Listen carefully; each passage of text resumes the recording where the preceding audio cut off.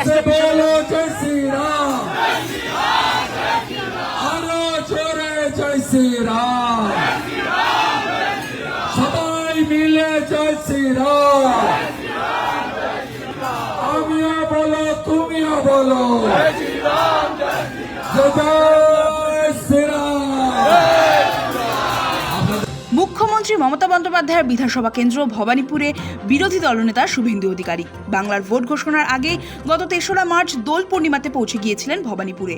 সে সময় ভবানীপুরের মাটিতে দাঁড়িয়েই স্লোগান তুলেছিলেন, সেকুলারিজম নিপাত যাক। নাস্তিকতা নিপাত যাক, সেকুলারিজম নিপাত যাক। সেদিনই তিনি বোঝাতে চেয়েছিলেন তার আস্তিনে কি লুকোনো রয়েছে। বৃহস্পতিবার সেই ধারাবাহিকতা রেখে রামনবমীর মিছিল থেকে ভবানীপুরে যেন গেরুয়া রং ঢেলে দিতে চাইলেন বিজেপি প্রার্থী শুভেন্দু অধিকারী। যদুবাবুর বাজারে অজন্তা ধাবা থেকে শুরু হয় রামনবমীর মিছিল। দেখা যায় মিছিলে যোগ দিয়েই গেরুয়া পাগড়ি পরে নেন বিরোধী দলনেতা। খোল করতাল, কীর্তনিয়া, জয় শ্রীরাম স্লোগানময় তখন উৎসবে মুখরিত চারপাশ। মিছিল এগোতে দেখা যায় রাস্তার দুপাশে ভিড় জমেছে। তা দেখে কয়েকটি বাড়িতে ঢুকেও পড়েন ভবানীপুর বিধানসভার এবারের বিজেপি প্রার্থী শুভেন্দু অধিকারী।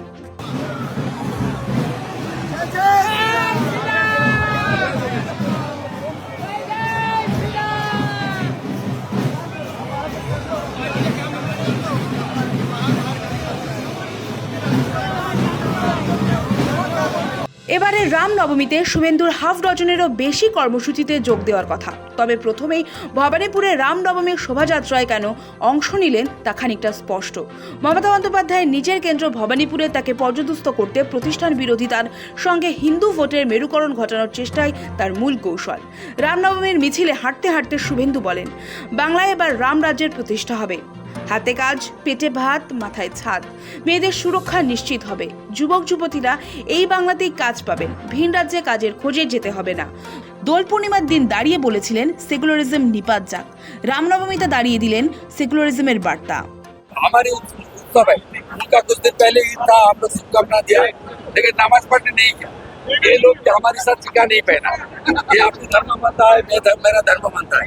ममता बनर्जी वोट बैंक के लिए गलत तरीके से मुसलमान को इस्तेमाल कर रहा है।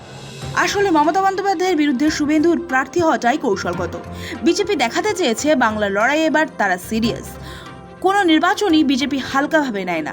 এমনিতেই ভবানীপুরে প্রার্থী হওয়ার ব্যাপারে শুভেন্দু অধিকারী আগাম প্রস্তুতি রেখেছিলেন। দল তার নাম ঘোষণা করার পর থেকে হৈ হৈ করে নেমে পড়েছেন। তবে ভবানীপুরে পাল্টা কৌশল নিচ্ছে তৃণমূলও। ওই এলাকা মমতা বন্দ্যোপাধ্যায়ের ঘরের মাঠের মতোই। তৃণমূল জোর দিচ্ছে জনসংযোগে। আর যারা বাইরে দিয়ে আসছেন, এসে লম্বি করবেন, হিন্দুত্ব সুড়সুড়ি দেবেন, তাদের বিশ্বাস করবেন না। তারা পরিযায়ী রাজনৈতিক দল, তারা আসবেন, কথা বলবেন, কিন্তু কোনো কাজ করবেন না। বাংলার বঞ্চনা প্রথম দিকে করে যাচ্ছে। তাই তারা যখন আসবে জিজ্ঞেস করুন 100 দিনের কাজের টাকা কেন বন্ধ, আমাদের উন্নয়নের টাকা কেন বন্ধ। নাটক করে নির্বাচন জেতা যায় না। মানুষের সাথে মানুষের পাশে থাকতে হয়। পরিযায় হয়ে এসে নির্বাচন জেতা যায় না।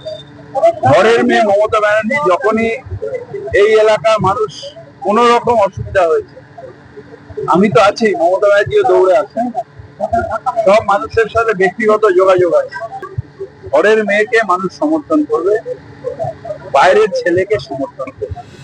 ভবানীপুর বারবার তৃণমূলের শক্ত ঘাঁটি। গত রবিবারই কর্মী সভা থেকেই তৃণমূলের সর্বভারতীয় সাধারণ সম্পাদক অভিষেক বন্দ্যোপাধ্যায় স্পষ্ট জানিয়ে দিয়েছিলেন, প্রতিটি কর্মীকে 5টি করে ভোট বাড়াতে হবে। গত উপনির্বাচনে ভবানীপুরে 58,000 ভোটের ব্যবধানে জিতেছিল মমতা। এবার টার্গেট 60,000 অতিক্রম করা। অভিষেকের নির্দেশ, কলকাতার মধ্যে ফার্স্ট বয় করতে হবে ভবানীপুর বিধানসভা কেন্দ্রকে।